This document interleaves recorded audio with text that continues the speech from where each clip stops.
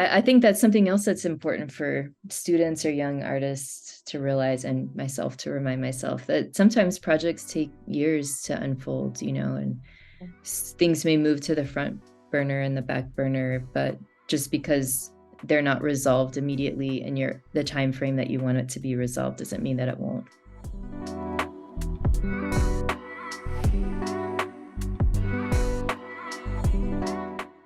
I think of myself as an engaged artist, engaged in the things that I really care about. And I think there's an ongoing pursuit of finding where is my place and my voice with what I have to offer in the world.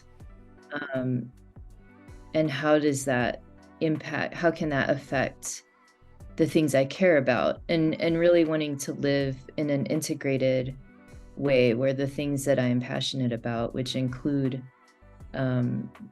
justice, and that those things can come out in my work in a really honest way. Temperament wise, I'm not usually the one on the streets yelling at the front of the crowd, but I believe that there are many ways that societies can and need to be transformed, and ways that it can be transformed. And part of it can be in a quiet space. Part of it can be through provocative contemplation or contemplative provocation. It doesn't have to be in red and black and bold. Part of what this work is about is peeling back the veils of amnesia, or just the way that development and society and capitalism rolls forward in a way that erases stories that are inconvenient, or realities, or just kind of veils over things. I wanted it to be a way of uncovering and revealing some of the underlying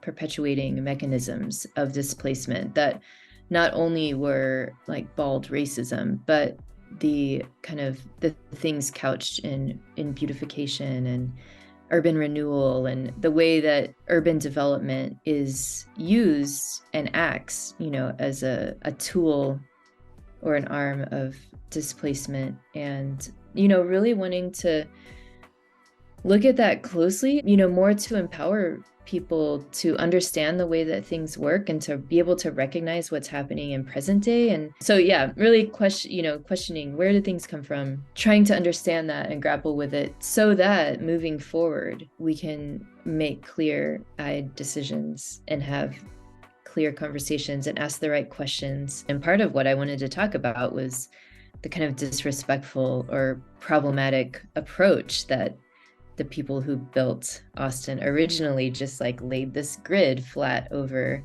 this very dynamic landscape, and didn't, it just disregarded the natural rhythms, and then have been paying the consequences for that disregard ever since. I'm trying to draw connections between our relationship with the natural elements of our spaces and relationships with our co-inhabitants. But there's a through line of thinking about collaborative, respectful cohabitation, and making decisions and working in concert with other elements, rather than extracting, dominating, controlling, but really coming into a more harmonious negotiation.